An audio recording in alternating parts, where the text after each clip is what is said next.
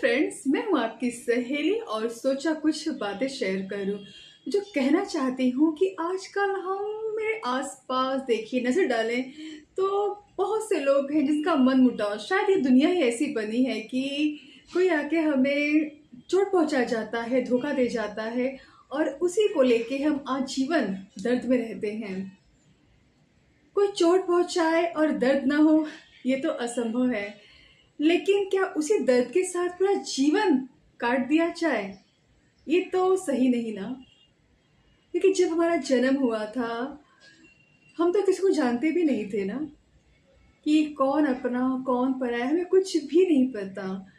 लेकिन किसी के द्वारा दी गई चोट, अपमान, धोखा हमारा जीवन किस तरह जहरीला बना देता है, ये हम सोच भी नहीं सकते। और ये बात सच है कि हम सबको इससे गुजरना होता है। हम सबको दर्द, चोट, अपमान, घाव, ना जाने क्या क्या तरह से सामना करना पड़ता है। तो भूल कर भी ये ना सोचे कि मैं अकेला व्यक्ति हूँ जो इन सब का सामना कर रहा हूँ। हम में से सबको इससे गुजरना होता है और शायद यही हमें मजबूत भी बनाता है। क्या होता है, जब हम दर्द में होते हैं उस समय तो हमें एहसास नहीं होता, लेकिन जब हम आगे जाते हैं और जब हम जीवन में आगे बढ़ जाते हैं तब हमें लगता है कि नहीं यार, कुछ दर्द कुछ सिखा जाते हैं। लेकिन नफरत भरा जीवन कब तक जिएंगे यार? कब तक अपना जीवन सिर्फ नफरत में बिता देंगे? हाँ, एक जिंदगी का कोई भरोसा नहीं, कब हो कब ना हो। आज हम हैं, कल हम ना हो, अगले पल हम कहाँ हो, कुछ नहीं जानते। जब लोग चोट पहुंचाते हैं, तकलीफ देते हैं, दर्द देते हैं, तो उनसे दूर रहा जाए, उन्हें इग्नोर कर दिया जाए। लेकिन उनकी बातें, उनको नफरत भरा जीवन, ये हमें बहुत ही कमज़ोर बना देता है यार। तो इस पे नज़र डालें। हमें अपनी ज़िंदगी में कड़वाहटें, चिड़चिड़ापन का एक मुख्य कारण ये भी होता है कि ना, जिन्हें कोई भरोसा नहीं है। बहुत बातें आएंगी जाएंगी, क्यों इतना नफरत, क्यों इतना नफरत लेके बैठना यार? आत्मनिर्भरता का मतलब हमने सीखा क्या है? पैसे कमा लेना।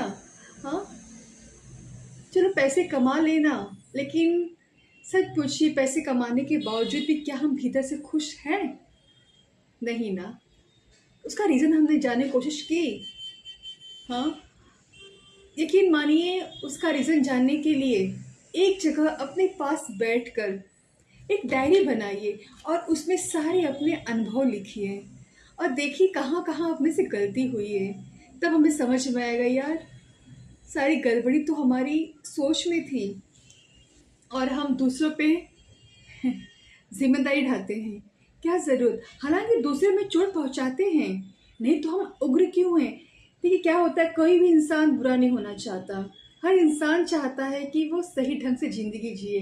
कोई इंसान गुस्सैल, चिड़चिड़ा, धोखा कोई नहीं देना चाहता। लेकिन जब कहते हैं ना, इंसान धोखा खाता है, चोट खाता है, तो वो भी सोचता है कि यार इस संसार ऐसे ही चलता है। मैंने धोखा खाया तो मैं दूसरों को दूंगा, मेरा भी अपमान हुआ मैं दूसरों को दूंगा। और इस तरह ये जो कड़ी है वो चलती रहती है और न जाने हमें किस अंधेरे में डुबा देती है यार। और हम अपने आप से हार जाते हैं। तो हमने चोट खाया, हमने दर्द खाया, इसका मतलब ये नहीं कि हम दूसरों को चोट दे, दर्द दें। बिल्कुल नहीं। बल्कि इससे हम सीखें कि चोट खाने पर कितना दर्द होता है, झूठे इल्ज़ाम लगाने पर कितना चोट पहुंचता है, ये हमें समझना होगा। और जब हम समझेंगे तो हम दूसरों से अपेक्षाएं क्यों करेंगे? हमें अपेक्षाएं नहीं करनी। हम जितनी अपेक्षाएं करेंगे हम उतने ही दर्द में जाएंगे। क्योंकि जब हम छोटे होते हैं तब तो हमें नहीं पता चलता, लेकिन जैसे जैसे धीरे धीरे बड़े होते हैं, दुनिया की समझ आती है, अनुभव समझ में आते हैं कि यार कब अपने पराये हो जाते हैं पता ही नहीं चलता। और मनुष्य हम जो हैं, और हम सबसे ज़्यादा चोट अपनों से खाते हैं, क्योंकि हम अपनों के साथ ही रहते हैं और अपनों से अपेक्षाएं भी करते हैं।